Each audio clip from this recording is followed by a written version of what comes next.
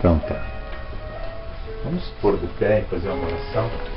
Agradecer pela semana que todos nós passamos e vivenciamos mais os dias da nossa vida que Deus tem nos dado. Senhor Deus e Pai, em nome de Cristo Jesus, a gente se reúne para ouvir a Tua voz, colocar nossas necessidades diante do Teu altar, diante da Tua presença. Abençoe cada um que aqui se encontra, em seus projetos, em seus anseios, em suas vitórias. E cada um receba a bênção do Teu amor, da Tua pureza, da Tua santidade, livrando-nos de todo mal e perigo, seja ele qual for. Abençoe nossos vizinhos, abençoe nossa parentela, abençoe Teu povo, Senhor. Enche-nos com o Teu amor, com Tua paz, com Tua glória, com Teu Espírito Santo. Em o nome de Cristo Jesus, nós te pedimos e agradecemos. Amém.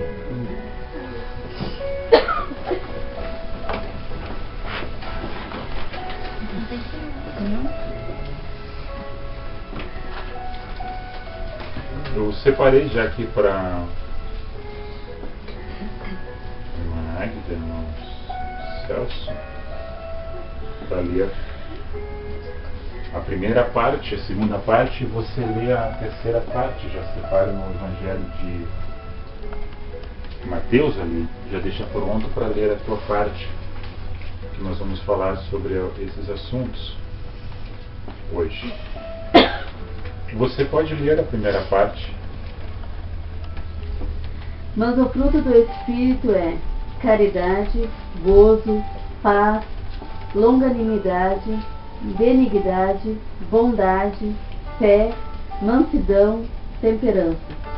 Contra essas coisas não há lei. O irmão Celso pode ler a segunda parte.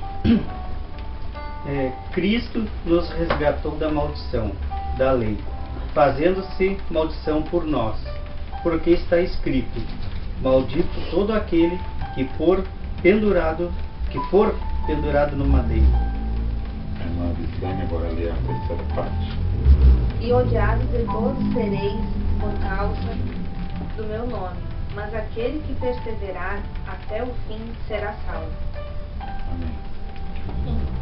A irmã Agda leu Gálatas 5, 21 ao 23, o irmão Celso Gálatas 3, 13 e a irmã Vislane Mateus 10, 22. E agora vocês acompanham a leitura que eu vou fazer em Lucas capítulo 6. Versos 6. Evangelho de Lucas, capítulo 6, versículo 6 a seguir.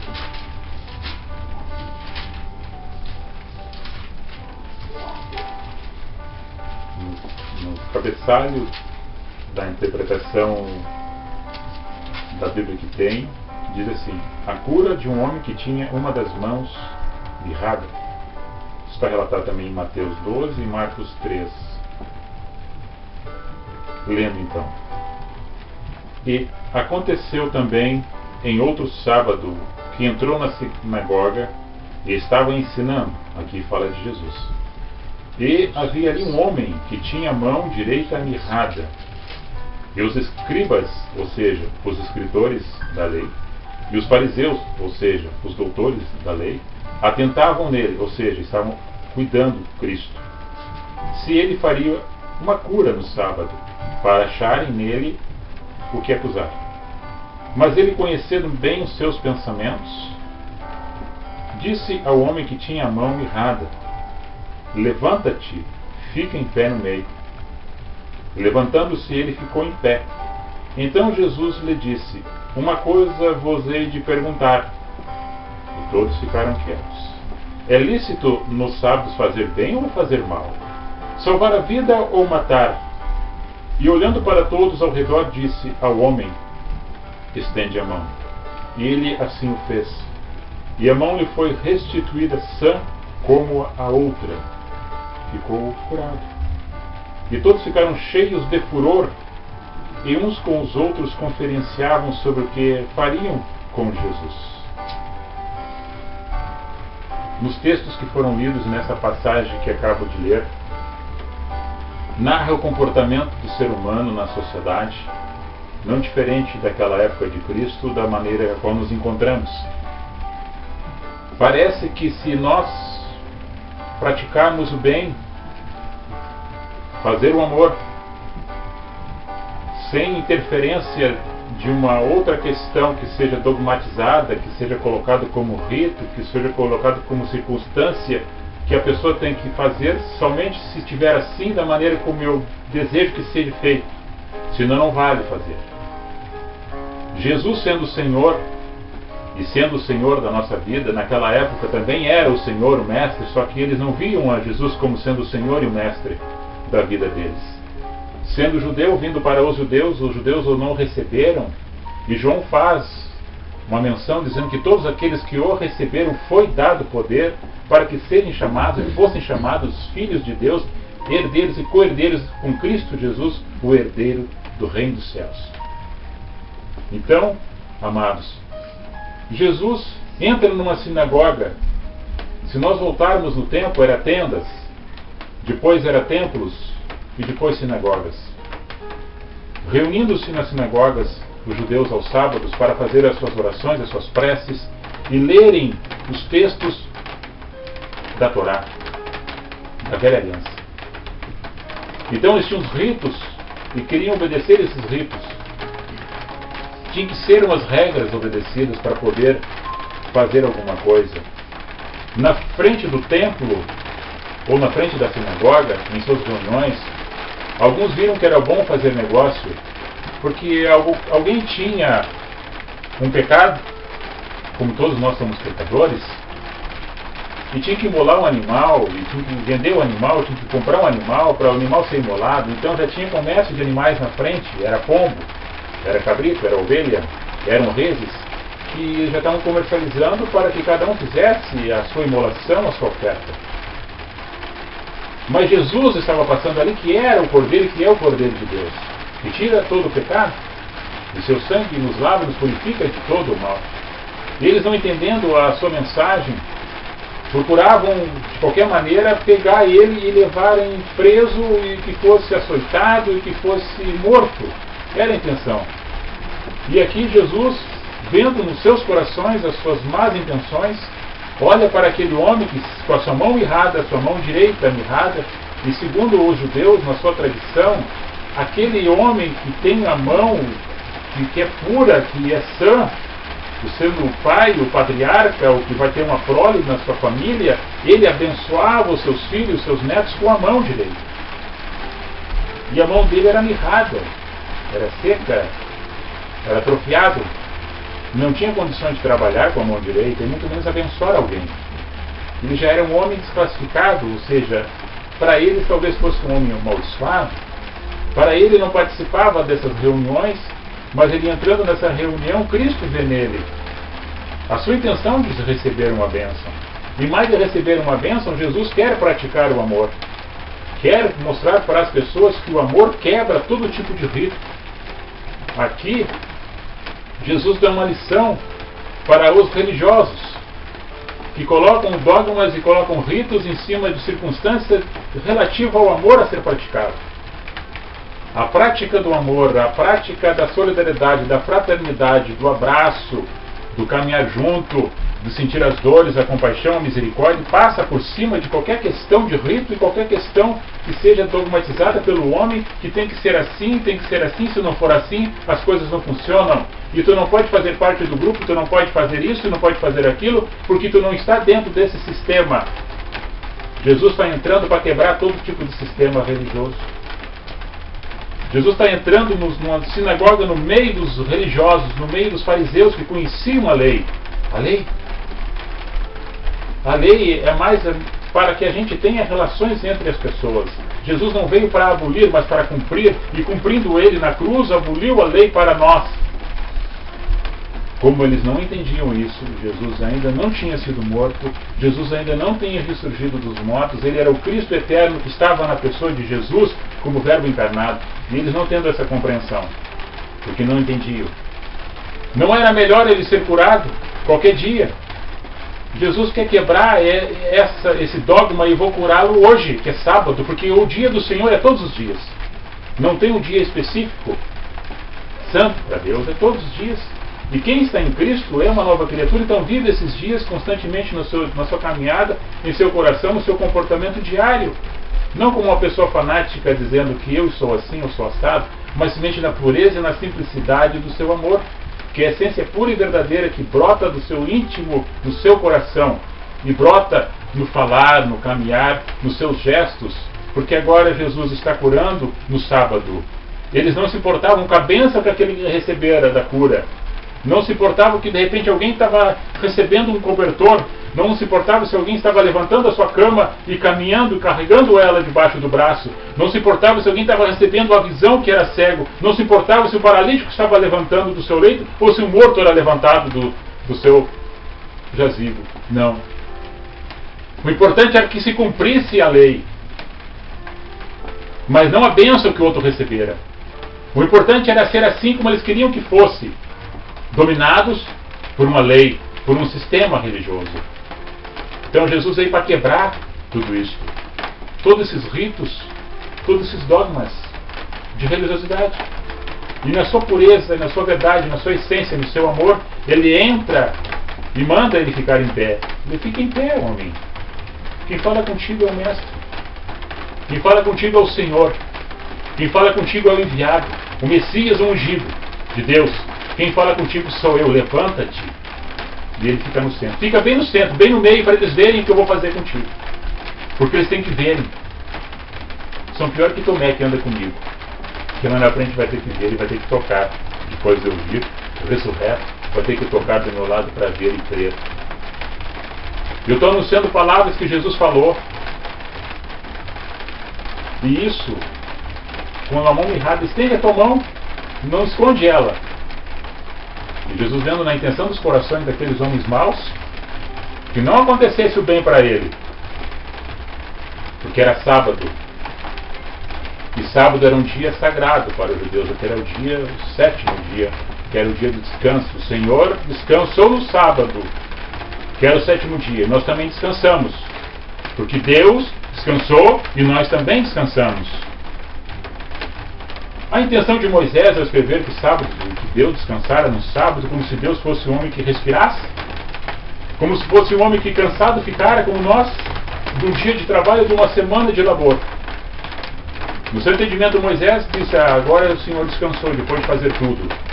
Ou seja, no meu entendimento pequeno, longe, distante do entendimento de Moisés, longe, distante do pensamento de Paulo, para mim Deus simplesmente observou as maravilhas que ele fizera. A criação, ele contempla no sétimo dia. Eu estou aqui e eu sou o Senhor desse dia. Então eu faço o amor todos os dias. Fica curado dessa tua mão, estende ela, vai ficar igual a outra. E assim aconteceu. Então na nossa caminhada, não se importa com as questões das leis, das questões das tradições e dos costumes que o homem tem colocado para dentro do coração de vocês. E talvez vocês passaram por alguns lugares e tinha esses ritos. E eu sempre lembro dos amados que nos ouvem aqui e também no canal do YouTube que nos acompanham, que este véu já foi rasgado. E essa lei já foi quebrada, esse jugo já foi quebrado na cruz. E se eu voltar a fazer essas questões, eu estou colocando Jesus de novo no madeiro e dizendo: Jesus, morre de novo, porque não é suficiente esse sacrifício. Porque o homem não entendeu ainda que a prática do amor e ajudar ao próximo, estender a mão e abraçar e praticar o bem e a justiça e ter fé, passa por cima de qualquer tipo de tradição, qualquer tipo de lei, porque está em Cristo. E se nós estamos em Cristo, nós praticamos a verdade, amamos a justiça, ajudamos o semelhante, o próximo, sendo ele quem for, sem preocupação de posição política, ideológica, social, religiosa. Nós olhamos o ser humano como Jesus olha e manda-lhe estender a mão, e damos o abraço, e damos o carinho, e damos uma palavra de ânimo para ela, como assim gostaríamos que recebesse. A gente trata o nosso semelhante, o nosso ente, a pessoa, porque assim Jesus ensinou. E aqui ele quebra todas as barreiras. Fica curado, estende a tua mão. Você lê-se que contra essas questões não há lei que impeça o amor. O irmão leu Gálatas 3:13, que fala que no madeiro era a morte que escandalizava, a morte de escândalo, e ele serviu de escândalo para nós em morte de cruz. Quer dizer, que era um maldito, amaldiçoado. Ao fazer o bem foi odiado. Você leu que por causa disso, da prática do amor, da prática da justiça, da prática do amor, de fazer as coisas para as outras pessoas, de repente você é mal interpretado e ainda é odiado e é perseguido por causa do nome de Cristo. Então isso é verdadeiro. Acontece, aconteceu e acontecerá em nossa caminhada. Então quero que vocês compreendam, vivam esse amor, andam nesse caminho, sigam em paz, sejam felizes, abracem quantas pessoas puderem no seu dia, ajudem quem vocês puderem, já não colocando tropeços e dificuldades nos outros, nós já estamos ajudando e cooperando. Entendendo que muitos estão fracos ainda na fé, que não foram curados realmente e vivem oprimidos pelos homens, porque não estão libertos em Cristo. Jesus tirou o jugo pesado, mas alguns botam os jugos pesados sobre os ombros e os corações das pessoas e ficam amarguradas, ficam tristes e vivem sem esperança. E às vezes confusas em suas mentes, porque foram ensinados de maneira equivocada, assim como os doutores da lei, conhecendo a lei, assim como os escribas que escreviam a lei.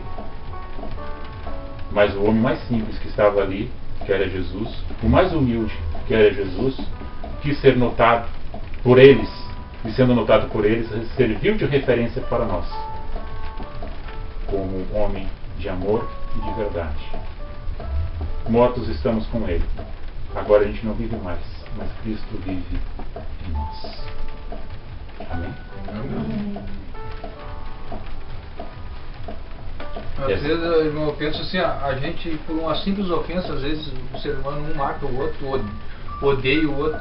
E Jesus Cristo, diante de tanta dor que ele estava sentindo, com toda aquela crucificação que estava fazendo nele, ainda disse para Deus: Pai, eles não sabem o que fazem.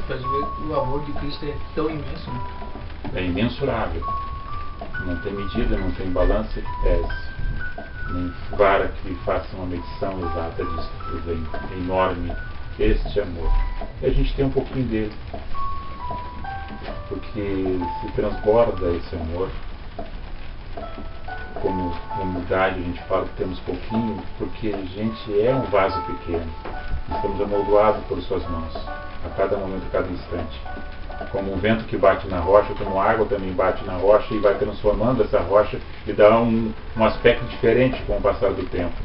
E nós, como vaso nas mãos de Deus, esse barro e vaso sendo amoldoado pelas mãos do Senhor, porque tudo que acontece para nós, se a gente tem a compreensão, o discernimento, que tudo coopera para o bem daqueles que amam e temam a Deus.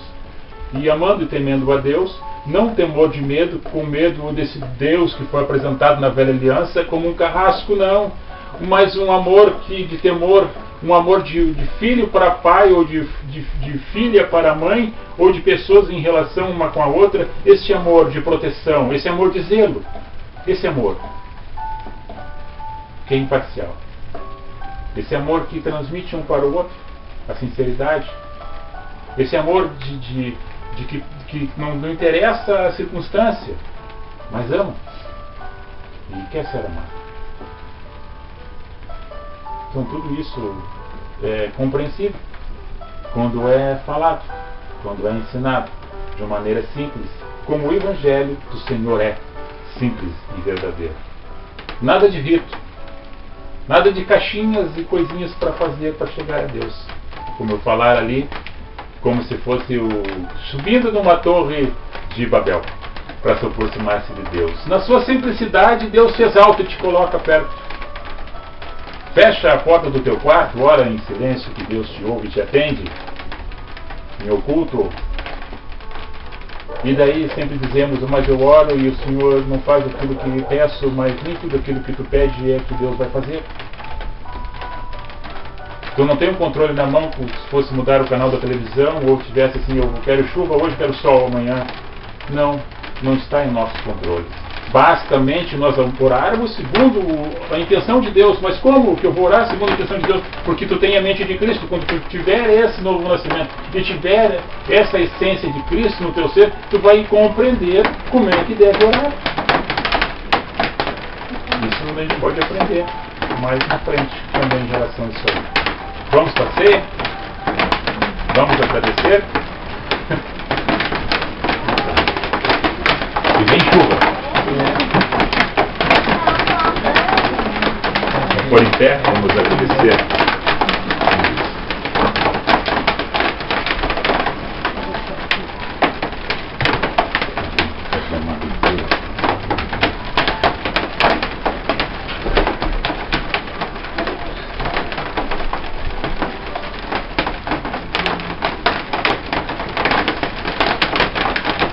Vem orar, Chico. Deus está arrumando.